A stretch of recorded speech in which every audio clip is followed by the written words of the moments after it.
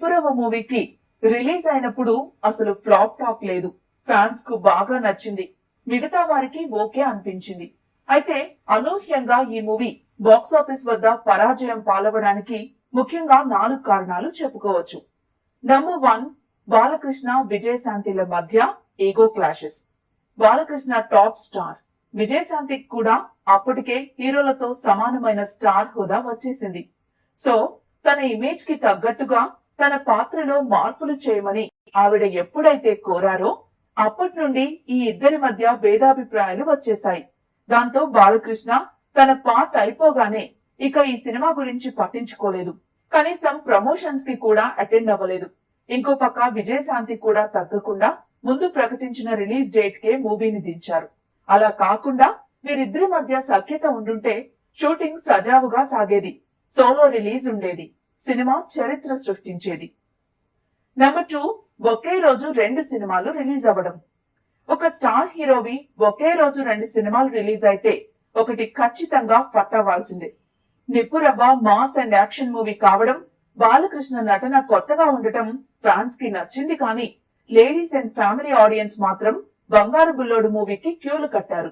వారిని అలరించే సన్నివేశాలు అందులోనే ఉన్నాయి. మరి ఆటోమేటిక్ గా బంగారు బుల్లోడు టాక్ సూపర్ హిట్ గా మారి నిప్పురవ్వ టాక్ యావరేజ్ దగ్గర ఆగిపోయింది.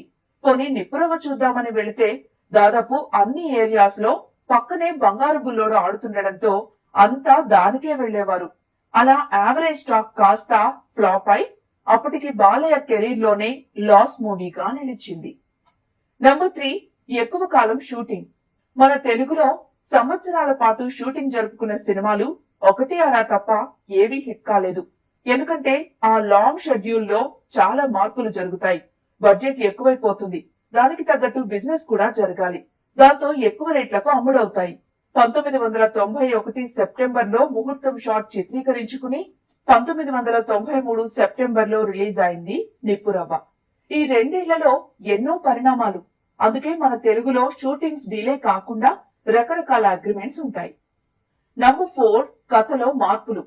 పరుచూరు బ్రదర్స్ ఈ సినిమా కథలో విజయశాంతి పాత్రలో చేసిన కొన్ని మార్పులు సినిమా కంటిన్యూటీ దెబ్బతీశాయి. ఎడిటింగ్ లో ఎంత కష్టపడ్డా ఫుటేజ్ లేనప్పుడు ఎడిటర్ మాత్రం ఏం చేస్తాడు? ఫస్ట్ హాఫ్ కు సెకండ్ హాఫ్ కు ఉన్న తేడా సినిమా చూసిన వారికి తెలుస్తుంది. అలా కాకుండా ఎటువంటి మార్పులు లేని స్క్రిప్ట్ తో సినిమా చేస్తుంటే బ్లాక్ బస్టర్ టాక్ వచ్చేది. పక్కన ఎంత కాంపిటీషన్ ఉన్నా మినిమం హిట్ మూవీ అయ్యేది. అయితే హిందీ, తమిళ్లోకి డబ్ అయిన ఈ మూవీ తమిళ్లో సూపర్ హిట్ అవగా హిందీలో హిట్ మూవీగా నిలిచింది. ఇక నిప్పురవ్వ మూవీ బాక్సాఫీస్ విషయానికి వస్తే మొదటి వారం స్టన్నింగ్ ఓపెనింగ్ సాధించింది. ఈ మూవీ 1,50,00,000 షేర్ కలెక్ట్ చేసి బాక్సాఫీస్ ని షేక్ చేసింది. అప్పటికి అంత షేర్ కలెక్ట్ చేసిన మూవీస్ ముఠా మేస్త్రి, వారసుడు మాత్రమే. 2 వారాలకు 2 కోట్లకు పైగా కలెక్ట్ చేసిన నిప్పురవ్వ తర్వాత కేవలం 10 థియేటర్స్ లో మాత్రమే రన్ అయింది. దాంతో టోటల్ గా 2.5 కోట్ల దగ్గర ఆగిపోయింది. అప్పట్లో ఇది చాలా హిట్ మూవీస్ కు వచ్చే షేర్. కానీ బడ్జెట్ అండ్ బిజినెస్ ఎక్కువ అవడం వల్ల ఫ్లాప్ మూవీగా ముద్రపడింది. అయితే కాకినాడ శివజ్యోతి థియేటర్ లో డైరెక్ట్ గా 100 రోజులు ప్రదర్శించబడ్డం విశేషం కాగా, ఒకే రోజు 2 సినిమాలు రిలీజ్ అయి 2 డైరెక్ట్ గా 100 రోజులు ప్రదర్శించబడ్డం టాలీవుడ్ ఇండస్ట్రీలోనే ఒక పర్మనెంట్ రికార్డ్. ఇది ఎప్పటికీ చెదిరిపోదు కూడా. సూపర్ స్టార్ కృష్ణ కెరీర్ లో కనుక చూసుకుంటే క్రైమ్ అండ్ పనిష్మెంట్ ఈ బేసిస్ మీద తీసినటువంటి సినిమాలన్నీ కూడా సూపర్ డూపర్ హిట్. మీరు చూడండి, నార్మల్ శిక్ష ఇది క్రైమ్ అండ్ పనిష్మెంట్ బేసిస్. అసలు యాక్చువల్గా నవరాత్రంగానే తీశారు ఇది కూడా. తర్వాత వచ్చేటప్పటికి కిరాయి కోటిగాడు అంతే క్రైమ్ అండ్ పనిష్మెంట్ బేసిస్, అది కూడా సూపర్ డూపర్ హిట్ అయింది. కృష్ణ కెరీర్ 2 సార్లు చాలా ఇబ్బందిగా పడిందండి. 1975 సంవత్సరం కనుక తీసుకుంటే అన్ని వరుస ఫాలో చేయాలి. సూపర్ స్టార్ కృష్ణ అసలు మళ్ళీ సినిమా ఇండస్ట్రీలో నెలకొల్పోగలరా లేకపోతే గురిపారం వెళ్ళిపోతారన్న పరిస్థితి వచ్చేసింది. 1976 లో పాడి పంటలు ఎప్పుడైతే సూపర్ డూపర్ హిట్ అయిందో కృష్ణ కెరీర్ మళ్ళీ ఊపందుకుంది. కానీ అదే పరిస్థితి 90, 91, 92 ఏ ప్రాంతాల్లో కూడా ఎదుర్కోవాల్సి వచ్చింది. అంటే మొదగించింది, కానీ ఎప్పుడైతే ఆయన సినిమాలు చేయలేరు, ఆయన వయసు పెద్ద అవుతుంది, రక్త తర్పణం ఏంటంటే దాన్ని తీసినట్టు సినిమా కూడా ఘోర పరాజయాన్ని చూసింది. ఇంకా ఈయన సినిమా ఇండస్ట్రీ వదిలి వెళ్లాల్సిందే అని చెప్పేసి సినిమా ఇండస్ట్రీలో అందరూ అనుకున్నారు. ఇంకా దాదాపుగా అభిమానులు కూడా అదే ఊహించారు, అదే ఇంకా జరుగుతుందని కూడా భావించారు. కానీ అదే తరుణంలో పచ్చని సంసారం కృష్ణ ఆమెని నటించినటువంటి ఈ సినిమా ఆ రోజు సంక్రాంతి కనుక 1993 సంవత్సరంలో రిలీజ్ అయింది. అద్భుత విజయం సాధించింది. దీనికి దర్శకుడు ఎవరు? తమ్మారెడ్డి భరద్వాజ. ఈ తమ్మారెడ్డి భరద్వాజ దర్శకత్వంలో మళ్ళీ ఇంకా వెనక్కి తిరిగి తీసుకోకుండా ముందుకెళ్ళినట్టే కృష్ణ ఇందులో చాలా నమ్మకం ఇచ్చారు. వీళ్ళిద్దరి మధ్య చాలా అవగాహన పెరిగింది. అలాగే కృష్ణని కొత్త రకంగా ప్రజెంట్ చేయడంలో తమ్మారెడ్డి భరద్వాజ బాగా సక్సెస్ అయ్యారు. మరి ఆయన తీసినటువంటి ఈ రెండో చిత్రమే రౌడీ అన్నయ్య. ఒక విధంగా వీళ్ళ కాంబినేషన్ లో ఇదే చివరి సినిమా కూడా. ఈ వివాదం కనుక రాకపోయింటే మరిన్ని సినిమాలు వచ్చిండేవో, కానీ సిల్క్ స్మిత్ వివాదం వాళ్ళిద్దరినీ కూడా దూరం చేసింది. అదే క్రైమ్ అండ్ పనిష్మెంట్ ఎప్పుడు కూడా ఒక సక్సెస్ఫుల్ థీమ్ అది. వీళ్ళు హిందీలో కనుక చూసుకుంటే వన్సే దీప్ అని చెప్పి ఒక సినిమా వచ్చింది, అదే అంతే.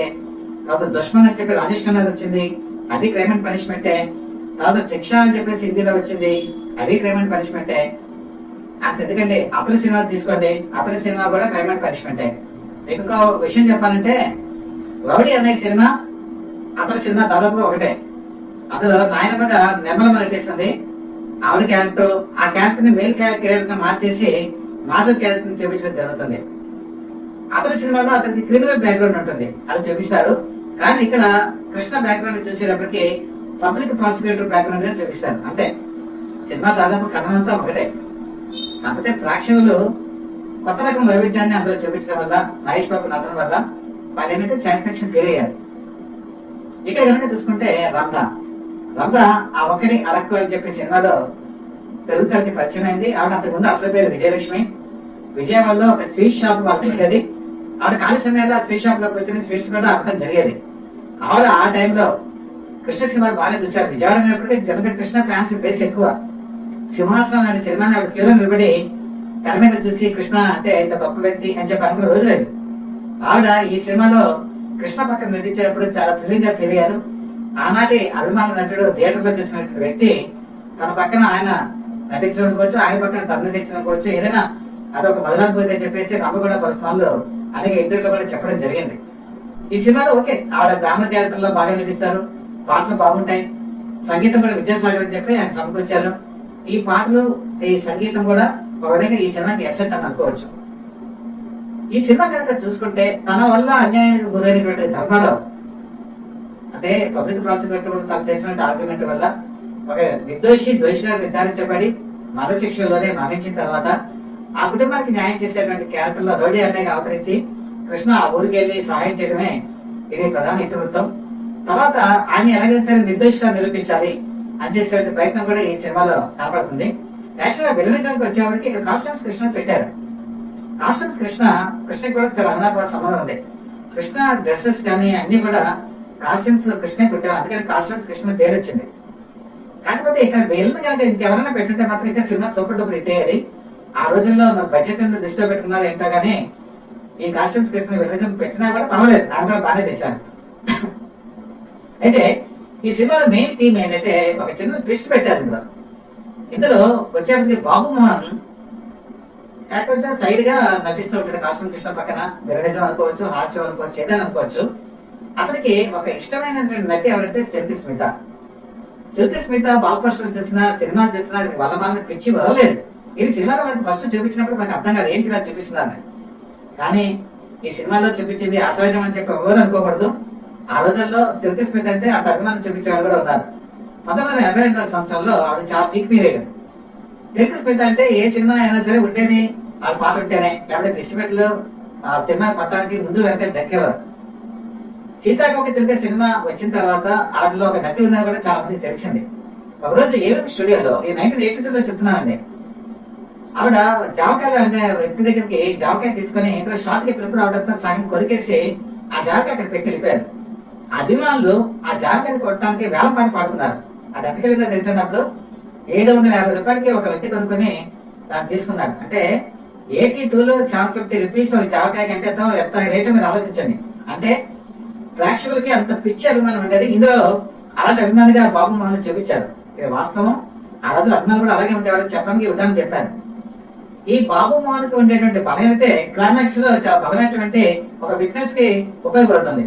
అది కృష్ణ ఉపయోగించాలి అనుకున్నప్పుడు అంటే సినిమా పరంగా వాళ్ళు ఏం చేస్తారంటే సిల్క్ స్మిత క్యారెక్టర్ ని ప్రవేశపెడతారు. ఈ సిల్క్ స్మిత క్యారెక్టర్ వచ్చి యాక్చువల్ గా ఆ కథ స్క్రిప్ట్ ప్రకారం బాబు మోహన్ తో కలిసి డాన్స్ చేయాలి. ఇక్కడే అసలు వివాదం వచ్చింది. బాబు మోహన్ అప్పటికి ఆశనుడు, అప్పటికి అతను చాలా పాటల్లో సక్సెస్ అయి ఉన్నాడు. బాలుసయ్య సాంగ్ మీకు తెలిసే ఉంటుంది కదా, ఎంత అద్భుతంగా వచ్చిందో. అంతకుముందు కూడా రమ్యకృష్ణతో, రమ్యతో, అలాగే సౌందర్యతో కూడా ఆయన కొన్ని ప్రయోగాలు చేస్తున్నారు. కానీ రమకృష్ణ పాట వెలుగులోకి రాలేదనుకోండి, సౌందర్యతో మాత్రం వెలుగులోకి వచ్చింది. అది కూడా ఎంత సూపర్ డూపర్ హిట్ అయితే మీకు తెలిసిందే. కాబట్టి ఇతనికి ఆ రోజులో ఒక క్రేజ్ ఉండేది, బాగా వెలుగొందుతున్నాడు. కాబట్టి ఇతనితో కనుక తీస్తే ఈ సినిమా బాగుంటుంది, ఈ హిట్ అవుతుంది అని కమర్షియల్ గా తమ్మారెడ్డి భరద్వాజ్ ఆలోచించారు. కృష్ణ అబ్జెక్షన్ ఏంటంటే, ఈ పాట నేనే చేయాలి, ఎందుకంటే సిల్క్ స్మితతో నేను చాలా పాటలు చేశాను. అదే సినిమా తీసుకుంటే అగ్గిపెట్టే, అగ్గిపొల్ల, బగ్గమన్నది ఒక పాట ఉంది. ఇలాంటి పాటలనే కూడా నా సినిమా కెరీర్ లో సినిమాకి విజయవంతమైంది. కాబట్టి నా అభిమానులు నేను సిల్క్ స్మితతో డాన్స్ చేస్తే అది బాగుంటుంది అని చెప్పేసి ఆయన వాదించారు. ఇక్కడ తమ్మారెడ్డి భరద్వాజ్ చెప్పిన లాజిక్ ఏంటంటే, ఏమంటే కృష్ణ గారు, మీరు పెద్ద హీరో, సూపర్ స్టార్, మీరు ఒక కామెడీ యాక్టర్ ముందు మీరు సిల్క్ స్మిత్ తో కలిసి పాడుతూ, మాట్లాడుతూ, లేకపోతే డాన్స్ చేస్తూ ఎంటర్టైన్ చేసేటువంటి పాత్ర చేస్తే మీ ఇమేజ్ దెబ్బతింటుంది అభిమానులు. కాబట్టి మీరు ఈ పాట చేయకుండా జస్ట్ మరి బాబు మనకి ఇచ్చేస్తే బాగుంటుందని చెప్పినా కూడా వారి మధ్య వాగ్వివాదం జరిగింది. కృష్ణ ఒప్పుకోలేదు. ఈ సినిమా ఇంకేం చేయాలో అర్థం కాలేదు తమ్మారెడ్డి భరద్వాజ్కి. ఎవరి మాట వినాలి? కృష్ణ మాట లేకపోతే కష్టం. మరి తనకున్న స్క్రిప్ట్ ప్రకారం డైరెక్ట్ గా తనటువంటి ఓపికని తను చంపుకోలేడు, అంటే ఇమాజినేషన్ పోతుంది. సరే ఎందుకు గొడవ అని చెప్పేసి ఆయన మద్రాసు వెళ్ళిపోయారు. మద్రాసు వెళ్ళినప్పుడే ఆయన చెప్పింది ఏంటంటే, కృష్ణ సిల్క్ స్మిత ఇద్దరి మధ్య కూడా ఈ పాట అనేది తీశారు. కానీ తమ్మారెడ్డి భరద్వాజ్ మధ్యలో ఎలాగైనా సరే ఆ పాట పెడితే బాగుంటుందని మాత్రం ఉంది. ఒక విధంగా చెప్పండి, ఆయన ఇన్స్ట్రక్షన్స్ అనుకోవచ్చు, ఏదైనా అనుకోవచ్చు. పద్మా స్టూడియోస్ లో పొద్దునపూట కృష్ణ సిల్క్ స్మిత మధ్య సాంగ్ చిత్రీకరణ జరిగితే రాత్రిపూట 11 తర్వాత వాళ్ళు ఏం చేశారంటే బాబు మోహన్ తో ఈ పాటను మళ్ళీ చిత్రీకరించడం జరిగింది. ఈ విషయం కృష్ణకి తెలియదు. సిల్క్ స్మితకి మాత్రం ఒకే రెమ్యునరేషన్, ఒక్కసారి పేమెంటే ఇచ్చారు. కానీ తమ్మారెడ్డి భరద్వాజ మీద ఉన్నటువంటి గౌరవంతో, కృష్ణ మీద ఉన్నటువంటి గౌరవంతో ఈవిడ ఏం చేసిందంటే నైట్ టైం కూడా బాబు మోహన్ తో కలిసి ఆవిడ ఈ పాటను చేశారు. ఆవిడేమనుకున్నారంటే సగం సగం వెజ్ కింద పెడతారని ఆవిడ అనుకుని ఉండొచ్చు. ఎందుకంటే ఆవిడకి సంబంధం లేదు కూడా, తను ఏ పాత్ర చేయమని, ఏ డాన్స్ చేయమంటే అదే చేస్తారు. కాకపోతే బాబు మోహన్ తో చేసినటువంటి ఈ కాస్ట్యూమ్స్ డిజైన్ కొంచెం శృతి మించింది అని చెప్పేసి ఆ రోజుల్లో కథనం.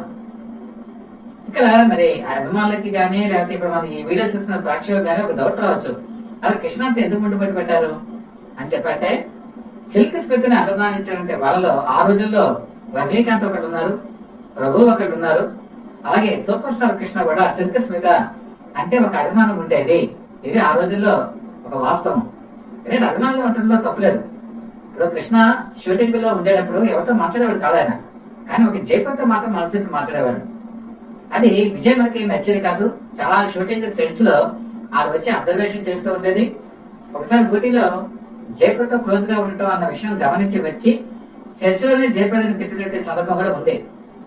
ఒకనొక టైంలో ఒక పుకారు కూడా వచ్చింది, జయప్రదని థర్డ్ మ్యారేజ్ కూడా కృష్ణ చేసుకుంటారు అని. అంత వాస్తవం ఉందా లేదా అంటే ఇప్పుడు ఎవరు నిర్ధారించలేదు, కానీ ఆ టాక్ మాత్రం వచ్చింది. అలాగే ఆయన మిగతా ఎవరితో చాలా క్లోజ్ గా ఉండరు, కానీ ఒక సిల్క్ స్మిత విషయంలోకి వచ్చేప్పటికి మాత్రం ఆయన ఒక ఆరాధన భావం అనుకోవచ్చు, అయితే ఆ నటిగా ఆవిడ మీద గౌరవం కావచ్చు, ఒక అభిమానం అయితే ఖచ్చితంగా చూపించేవాళ్ళు. ఇది కూడా ఆ రోజుల్లో ఒక వాస్తవమే. ఆ విధంగా రౌడీ అనే సినిమా, ఈ సిల్క్ స్మిత వివాదం మాత్రం ఆ రోజు ఒక సెన్సేషన్. ఈ సినిమాకి ఒక సూపర్ డూపర్ హిట్ కాకపోయినా ఒక హిట్ అవ్వడానికి మాత్రం ఈ వివాదం కూడా కారణమైందని అనుకోవచ్చు. కానీ ఒక విధంగా బాధాకరమే కూడా, ఎందుకంటే వాళ్ళిద్దరు కాంబినేషన్ లో మరిన్ని చిత్రాలు రాకుండా పోయాయి. కాబట్టి క్రైమ్ అండ్ పనిష్మెంట్ బేసిస్ మీద కృష్ణ ఏ సినిమాలో నటించినా కూడా అది కాసుల వర్షమే కురిపించింది. ఆ విధంగా ఒక సక్సెస్ బలటానికి దారి చూపించింది రౌడీ అన్నయ్య, ఒక వివాదానికి తెరతేపింది రౌడీ అన్నయ్య, ఒక దర్శకుడికి ఒక హీరోకి మధ్య అగాధాన్ని కల్పించింది రౌడీ అన్నయ్య. ఆ తర్వాత కాలంలో వాళ్ళ సినిమాలో ఏమి రాకపోవడానికి కూడా కారణమైంది రౌడీ అన్నయ్య. అభిమానిగా ఉండి సినిమా థియేటర్ లో చూసినట్టు నటుడు తన పక్కన నటించేలాగా అయింది కూడా రమ్మ విషయంలో కూడా రౌడీ అన్నయ్య. కాబట్టి రౌడీ అన్నయ్య మాత్రం కృష్ణ అభిమానుల గుండెల్లో ఎప్పటికీ ఒక చిరస్థాయిగా నిలిచిపోతుంది. అందులో ఎటువంటి సందేహం కూడా లేదు.